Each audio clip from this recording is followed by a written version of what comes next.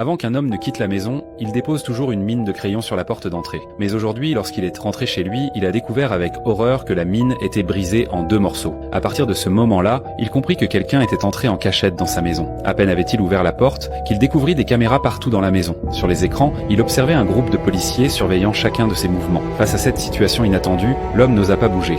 Dès qu'il communiquerait avec la mort, le détective aux yeux perçants le remarquerait. La police surveillait l'homme si étroitement parce qu'il possédait un carnet de la mort. Lorsqu'il écrivait le nom d'une personne qu'il souhaitait tuer, celle-ci mourait silencieusement et invisiblement. Pourtant, bien que la police ait surveillé l'homme pendant une semaine, elle ne trouva aucune preuve de ces meurtres. Le détective persista cependant à croire que l'homme était le principal suspect. En effet, depuis le premier jour de la surveillance, il n'y avait eu aucun autre meurtre dans la ville. Cela prouvait indirectement que l'homme était le coupable. Mais juste au moment où la police s'apprêtait à l'arrêter, la télévision annonça qu'un criminel était soudainement décédé d'une insuffisance cardiaque. À ce moment-là, l'homme sans aucun mobile de meurtre se trouvait sans défense. Personne ne savait que ces crises étaient en réalité l'outil parfait pour dissimuler ses meurtres. Il avait caché son téléphone et le carnet de la mort à l'intérieur. Afin d'échapper à la surveillance policière, il écrivait secrètement le nom du criminel sur le carnet. Mais les meurtres compliquèrent l'enquête. À ce stade, il ne leur restait plus d'autre choix que d'annuler toutes les mesures de surveillance. Juste au moment où le détective était désemparé, il reçut soudainement un appel d'une femme.